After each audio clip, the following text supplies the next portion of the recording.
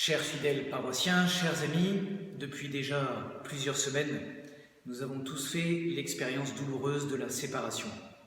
Séparation des grands-parents avec leurs petits-enfants, séparation des prêtres et des fidèles, séparation des professeurs et des élèves, séparation entre amis, séparation entre collègues de travail. Et pour pallier ces séparations, les moyens virtuels se sont multipliés, depuis le télétravail, en passant par les visioconférences, jusqu'aux apéritifs virtuels. Le virtuel a donc essayé de venir au secours du réel, sans pouvoir jamais pleinement combler les manques que cette situation inédite a provoqués. Les apôtres, aujourd'hui dans l'évangile que nous attendons, se trouvent confrontés aussi au drame futur de la séparation d'avec le Christ. Nous sommes à quelques heures de l'arrestation de Jésus et les apôtres, les disciples éprouvent déjà dans leur être le drame qui s'annonce, le drame de la passion. Mais le Christ, heureusement, n'a pas comblé cette séparation future de manière virtuelle. Jésus, notre Seigneur Jésus, a voulu combler cette séparation après sa mort et sa résurrection. Il a voulu la combler en faisant deux promesses. La première promesse que nous entendons aujourd'hui dans l'Évangile est celle-ci: « Je ne vous laisserai pas orphelins, je reviens vers vous. » Et le jour où Jésus va être élevé dans la gloire du ciel, le jour de l'ascension, Jésus fera cette promesse solennelle à ses apôtres: « Voici que je suis avec vous tous les jours jusqu'à la fin des temps. » Le Christ est avec nous, c'est la promesse qu'il a faite. Et donc notre Seigneur ne nous abandonne pas, mais il demeure présent, vivant, ressuscité au milieu de nous. Et puis la deuxième promesse que Jésus fait, c'est la promesse du don de l'Esprit Saint. Le Père vous donnera un autre défenseur qui sera toujours avec vous. Nous avons donc la certitude, d'une part, de la présence du Christ à notre côté, et d'autre part, de la présence de l'Esprit Saint en nous, qui nous donne la force dont nous avons besoin pour vivre en chrétien. Ainsi, le drame de la séparation que les apôtres vont vivre, la séparation avec le Christ, eh bien, c'est un drame qui sera comblé grâce à ces deux promesses que Jésus a faites et qui sont accomplies aujourd'hui. Le Christ est vivant, présent, ressuscité au milieu de nous, et il nous a fait le grand don de l'Esprit Saint. Nous allons le revivre à travers la solennité de la Pentecôte. Jésus appelle l'Esprit Saint le défenseur, le paraclet, le consolateur. C'est l'Esprit de vérité. Il prend notre défense. L'Esprit Saint désigne notre Seigneur qui vient à nos côtés pour prendre notre défense et nous soutenir dans notre vie chrétienne, en particulier dans trois combats que nous avons à vivre. Le combat de la foi, le combat de la morale et le combat de l'espérance. Le combat de la foi, d'abord. Et c'est là l'enjeu essentiel, parce que la question qui se pose aux apôtres, aux disciples, et la question que nous nous posons nous aussi aujourd'hui, est la question de la foi. Comment garder la foi? Comment garder l'intégrité de la foi? Comment garder les paroles que Jésus a transmises à ses apôtres? Comment les transmettre de génération en génération? Comment vivre de cette foi que nous avons reçue et qui a été transmise à travers toutes ces générations de chrétiens, cette foi qui nous vient des apôtres? Comment faire pour que la foi dont nous vivons, nous, aujourd'hui, soit la même que celle qui animait le cœur des apôtres il y a 2000 ans? Comment faire pour garder cette foi, pour la protéger? Comment faire pour, comme disait saint Paul, mener le bon combat de la foi? Comment préserver l'Évangile dans toute sa fraîcheur, sa nouveauté, sa force? Comment chaque croyant peut-il maintenir, lui, dans sa vie concrète de tous les jours, cette ardeur de la foi? Dès l'origine, les chrétiens ont rencontré des oppositions virulentes et ils ont fait face à des persécutions effroyables. Comment ont-ils pu garder la foi au milieu de tant d'adversité, de violence, d'opposition? Eh bien, ils ont pu garder la foi et nous aussi, nous vivons de la même foi grâce à l'Esprit Saint qui nous a été donné. Le Christ en fait la promesse solennelle: « Je vous donnerai un autre défenseur ». Et l'Esprit Saint vient à nos côtés, il vient au plus profond de nous pour soutenir notre vie de foi et faire que nous soyons attachés au Christ. La foi, mes frères, voilà l'enjeu véritable. Gardez la vraie foi. La foi qui fait que l'on pleure parce qu'on ne peut plus recevoir le Christ dans son Eucharistie. La foi qui fait que l'on fléchit les genoux devant le Christ vivant présent au tabernacle, dans les églises.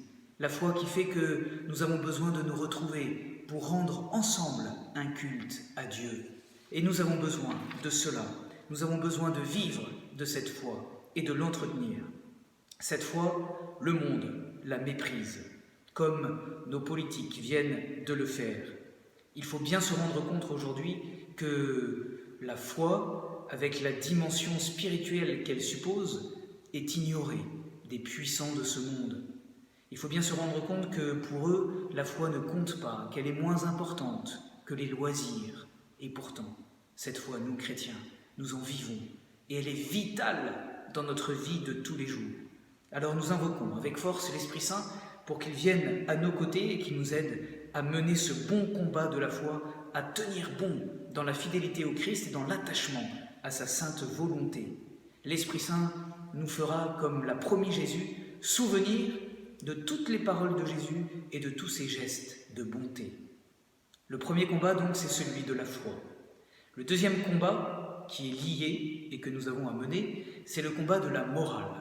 Lorsque je suis attaché au Christ, lorsque j'ai découvert que ma vie de chrétien s'épanouissait dans la suite du Christ, eh bien je comprends alors comment concrètement chaque jour je dois vivre.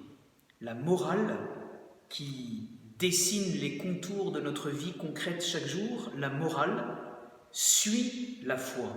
Elle est une conséquence de la foi, c'est-à-dire qu'elle est une conséquence de notre attachement au Christ. Lorsque je suis attaché à Jésus, lorsque j'écoute ses paroles, lorsque je sens dans mon cœur le désir de l'aimer et de l'aimer toujours davantage, lorsque je veux m'attacher à lui pour le suivre chaque jour, eh bien alors, je comprends comment je dois vivre pour rester fidèle et pour demeurer dans cette lumière de l'Évangile. Jésus le dit de manière forte et solennelle aujourd'hui, « Si vous m'aimez, vous garderez mes commandements. » L'amour du Christ, l'amour de Dieu est premier. Et alors, lorsque j'aime Dieu, je comprends comment je dois vivre. Notre christianisme n'est pas une morale, il ne se réduit pas à une morale. Notre vie chrétienne se vit d'abord dans l'amour du Christ, dans la suite de Jésus. Et ensuite, lorsque j'ai découvert le Christ et que je suis devenu son fils bien-aimé, que je suis devenu fils bien-aimé du Père, eh bien alors, je comprends comment je dois vivre et je comprends que je dois suivre les commandements de Dieu. Alors nous avons besoin, pour suivre ces commandements chaque jour, de l'Esprit Saint et de la force qu'il nous donne. Il vient à notre secours pour nous aider à vivre toujours dans la lumière de l'Évangile.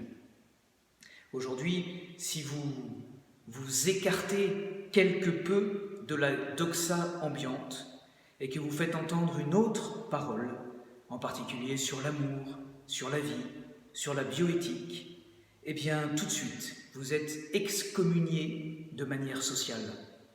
Il faut du courage aujourd'hui pour oser proclamer une autre parole qui concerne la vie morale dans la société dans laquelle nous vivons.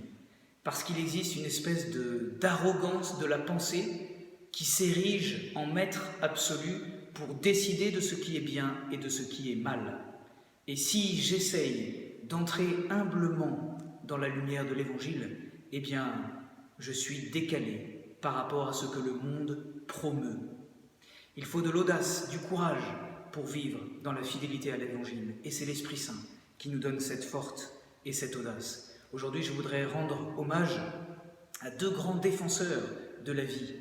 La première, est une dame qui vient de mourir, Birthe Lejeune, qui fut l'épouse du grand professeur Jérôme Lejeune et qui s'est éteinte récemment et dont les obsèques ont été célébrées mardi dernier.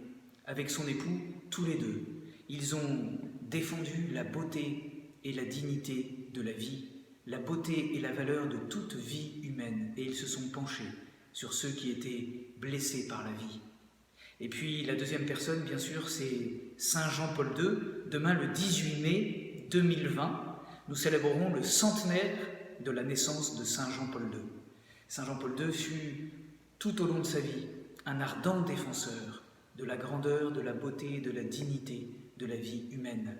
Voilà, alors ces deux exemples, eh bien, nous encouragent, nous, aujourd'hui aussi, à défendre la vie et à le faire avec le secours et l'aide de l'Esprit Saint. Et puis enfin, le troisième combat dans lequel l'Esprit Saint vient à notre secours, c'est le combat de l'espérance.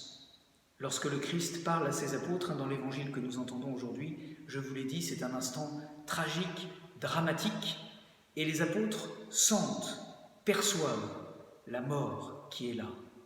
C'est la nuit, les ténèbres grandissent, et les apôtres peuvent ressentir dans leur âme une certaine frayeur devant ce drame qui va se jouer, et en particulier devant la mort qui approche.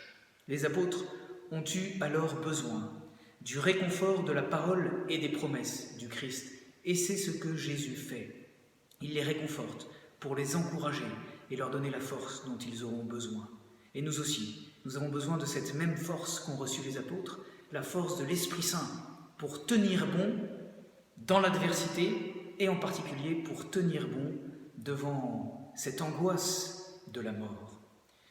Le diable, le démon, est celui qui plonge véritablement dans le trouble, dans l'angoisse, dans la peur, dans l'inquiétude. Le démon est celui qui veut nous faire désespérer. Le découragement, c'est l'arme préférée du démon. Là où le diable nous plonge dans le désespoir et la peur, l'Esprit Saint, lui, nous donne la grande paix de Dieu, la paix du cœur. Et c'est pourquoi nous avons besoin de cette aide, de ce secours de l'Esprit Saint qui vient prendre notre défense contre le démon. Le démon, comme dit Saint Jean dans l'Apocalypse, c'est celui qui accuse, qui montre du doigt pour perdre. Dieu, par son Esprit Saint, est celui qui, au contraire, vient à nos côtés pour prendre notre défense, pour nous protéger, pour nous soutenir, pour nous encourager. Dans l'Évangile, Jésus le dit avec force, c'est par l'Esprit Saint que j'expulse les démons. L'Esprit Saint est la force que Dieu donne pour affronter l'adversaire. Dans la belle hymne du Veni Creator, nous nous adressons à l'Esprit Saint comme à une personne vivante en lui disant de repousser l'adversaire au loin. Et saint Basile disait ceci, le diable a perdu son pouvoir en présence de l'Esprit Saint. Oui, l'Esprit Saint est celui qui nous rend victorieux du démon. Alors, en ce 6e dimanche de Pâques, nous invoquons avec force dans notre prière le grand don de l'Esprit Saint dont nous avons tellement besoin pour mener le bon combat de la foi, pour demeurer fidèles au Christ dans la lumière de l'Évangile à travers ce combat de la vie chrétienne chaque jour, la morale. Et puis enfin, nous avons besoin de l'Esprit Saint pour repousser l'adversaire et tenir bon dans l'espérance du ciel. Je sais que c'est là que mon Dieu m'attend, puisque le Christ l'a promis à ses apôtres, il est parti là-haut nous préparer à chacun une place. En ce mois de mai, le mois de Marie, eh bien, ne sollicitons sans cesse notre bonne mère du ciel pour qu'elle nous soutienne aussi dans ce combat de la foi, de la morale et de l'espérance. Je vous souhaite à tous un bon dimanche. Jeudi prochain, nous célébrerons l'Ascension et la fête de la Pentecôte approche. Réjouissons-nous dans la ville où les apôtres ont commencé à répandre la bonne nouvelle du Christ, en particulier à Samarie. Dans la première lecture, nous entendons qu'il y eut une grande joie, et cette joie de l'Évangile, la joie de savoir que Jésus est vivant, ressuscité, et pour chacun de nous, je prie pour que tous vous puissiez éprouver cette même joie, et je vous bénis de tout cœur.